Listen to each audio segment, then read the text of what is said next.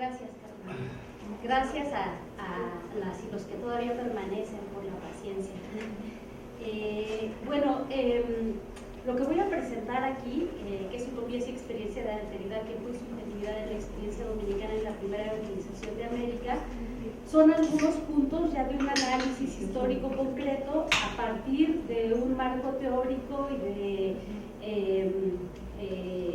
un marco teórico que he venido trabajando con anterioridad y que se llama Memoria y Función Utópica. Parto de varios autores, tanto filósofos como sociólogos, que hablan de la construcción del tiempo social y cómo la construcción del tiempo social no nos marca una temporalidad homogénea o qué es la temporalidad de los relojes y de los cronómetros, ¿no? Como lo decía Bergson, esta idea de la duración en la que el tiempo subjetivo se construye de otra manera y donde el tiempo se construye a partir de un diálogo temporal en el que muchas acciones, muchos hechos sociales están determinados justamente por herencias que nos vienen desde una memoria histórica, pero también por lo que lo llama función utópica.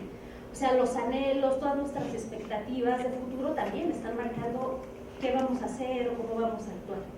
Entonces, estoy hablando de una temporalidad dialógica más que de una temporalidad lineal y, bueno, pues se trata de un quiebre epistemológico que no piensa el tiempo como un dato presupuesto a priori, ¿no? Como ahora sí está ahí la diapositiva, ya sea en una perspectiva objetivista como la newtoniana o subjetivista como la kantiana, ¿no? Entonces, a partir de esta temporalidad dialógica y discontinua que he estado trabajando a partir de varios autores, ahí pongo algunos, Bergson, Elías, Lefebvre, Heidegger, Bloch, Benjamin, Bolívar Echeverría y Bronislaw Pashko, manejo conceptos como el etos histórico, la idea de las asincronías, que son reminiscencias del pasado que se refuncionalizan políticamente en un momento determinado, y también la conciencia anticipadora que tiene que ver pues con estos anhelos, estos proyectos a futuro de los que hablaba anteriormente, ¿no?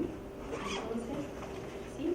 Bueno, a partir de esto lo que yo estoy planteando es que la temporalidad o el tiempo social es una construcción que implica disputas y acuerdos en las formas sociales, en las formas de recordar, de anhelar, de esperar, y que confluyen en formas sociales objetivas, documentos, espacios, expresiones artísticas. La arquitectura misma es una forma de expresión de las herencias y de los anhelos, y a partir de eso construimos así el espacio social, no solo el tiempo social.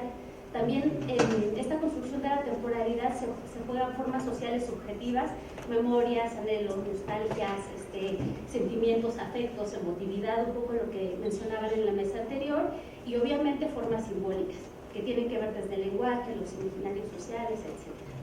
Entonces, a partir de este marco teórico y conceptual que ya tiene tiempo que he estado trabajando y que ya escribí por ahí algún artículo en términos así teóricos, lo estoy llevando a una experiencia histórico-concreta que es la Primera Evangelización de América, ya que es un tiempo pues, de muchas rupturas y de mucha evanescencia justamente en la construcción de la temporalidad, de la espacialidad, en fin. Es un quiebre histórico importantísimo.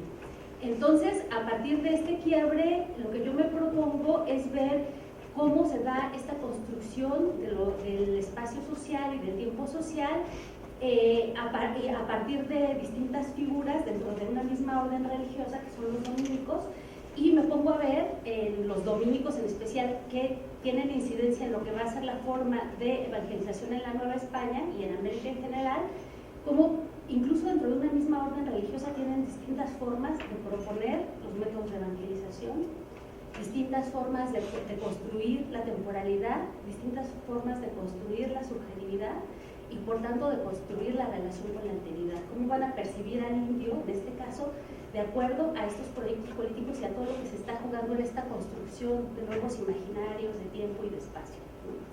Entonces, esto es lo que estoy viendo. Bueno, obviamente América es una tierra de utopías. Aquí pongo un mapa en el que simplemente se ven todas las proyecciones que hacen los europeos cuando invaden en esa época lo que llamaron las Indias Occidentales, que a la postre se llamaría América, y que bueno, ubicaban que estaba la fuente de la juventud y tienen todas estas proyecciones utópicas, ¿no?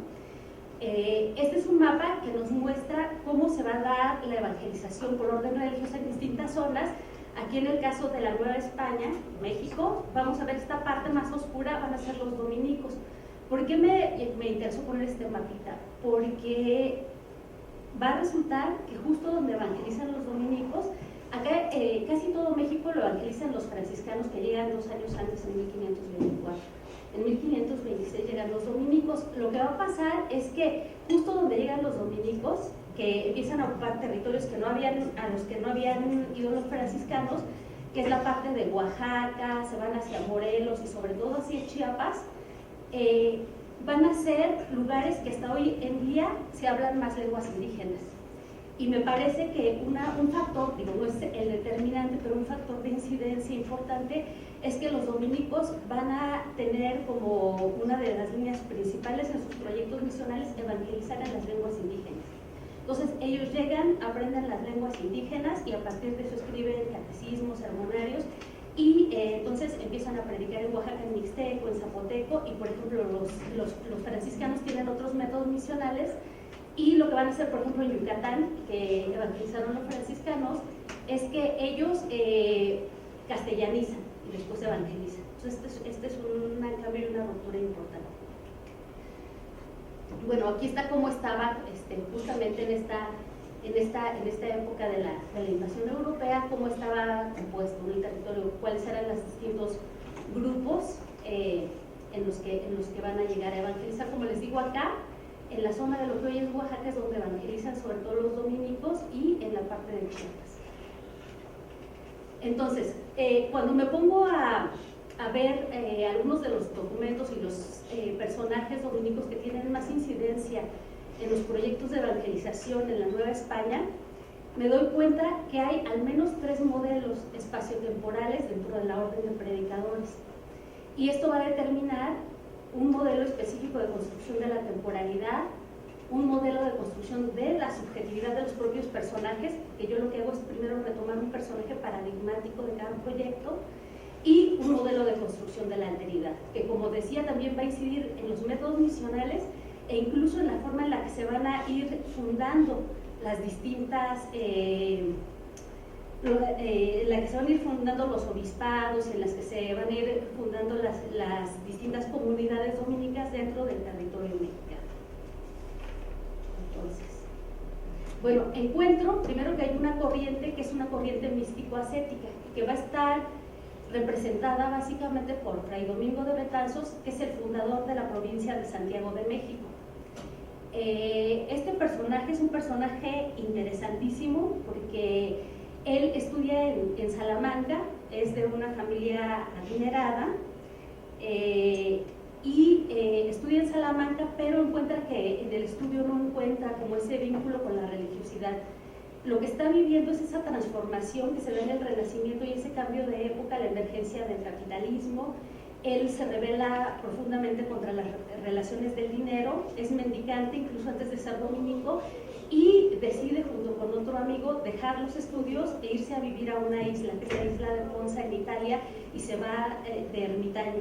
Incluso él está ahí solo varios años, como 6 años, regresa encanecido, ya nadie lo reconoce, ni de su familia ni nada, pero cuando regresa a Salamanca decide entrar a la orden de dominicos y casi inmediatamente que profesa pasa a América, a lo que era entonces la Española, hoy es República Dominicana y Haití, y entra en contacto con Pedro de Córdoba y Antón de Montesinos, esta primera comunidad, pero nunca se adaptan, no los entienden. Dicen, ¿por qué hacen tanto por estos indios? Y miren, luego quieren hacer comunidades y los matan. Entonces él se siente como desesperado, pero no se identifica con ese proyecto misional. Él piensa que más bien América es como la isla de Ponza. Para él viajar a América es huir.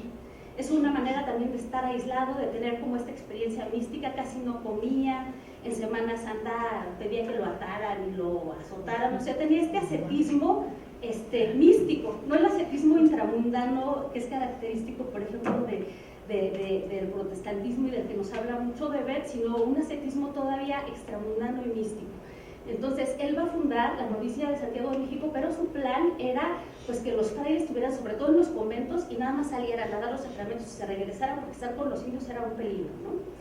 Entonces, los primeros 2 años, desde 1526 que llega a la orden, pues no se dan grandes movimientos misionales. Esta es María Magdalena de Tepetlaostoc, que está en el Estado de México, Y es muy curioso porque esta es la primera casa recoleta que se construye en toda América. Después va a haber muchas, pero ya en el siglo XVII, con el desierto de los leones, de los dominicos, pero lo que quería era huir. Entonces, para él América, aun cuando después tiene la noción de que es una tierra muy grande y un continente, tiene la idea de que es como una islita pequeñita, ¿no? No me voy a extender más, me voy a los otros. En la corriente crítico-utópica tenemos a otros dos dominicos. Julián Garcés, que yo digo utopista, porque él era un hombre de la corte, hablaba perfecto latín, pero le llamo utopista, y a Fray Bartolomé de las Casas le llamo utópico porque Fray Bartolomé de las Casas es mucho más práctico.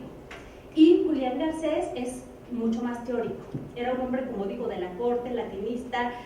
Le prometen que lo van a mandar a una isla nueva que acaban de descubrir, que es casi el Dorado, y que le llaman Isla Carolina, precisamente en honor al emperador Carlos V, y termina quedándose en Tlaxcala y en Puebla, en pueblos de indios, y él llega a los 70 años a América. Entonces ya no puede aprender las lenguas, a diferencia de Fray Bernardino de Minaya, Fray Pedro de Feria, que se van a Oaxaca y que aprenden perfectamente el mixteco, el zapoteco y hacen gramáticas, ¿no? Pero como buen utopista lo que él hace son dos cosas importantísimas. Uno, escribe una carta en latín al Papa Paulo III, defendiendo a los indios, diciendo que tienen muchísimas virtudes, que son plenamente conscientes, que no se les pueden quitar sus tierras, defendiéndolos, diciendo que muchas cosas son mejores que los españoles, que se pongan a ver a los españoles y muchos parecen casi asnillos de dos patas, y que entonces que ellos tienen técnicas, que tienen una riqueza cultural increíble.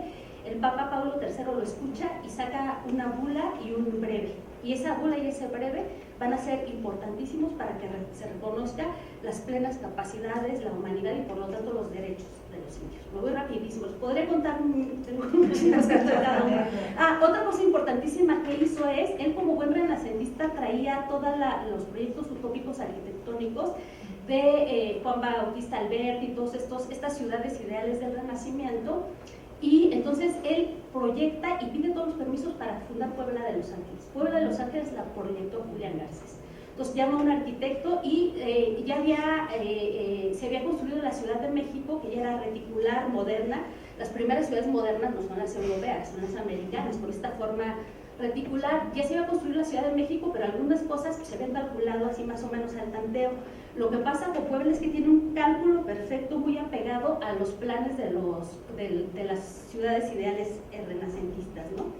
Por aquí lo tenía, ¿cómo eran? Pues aquí está.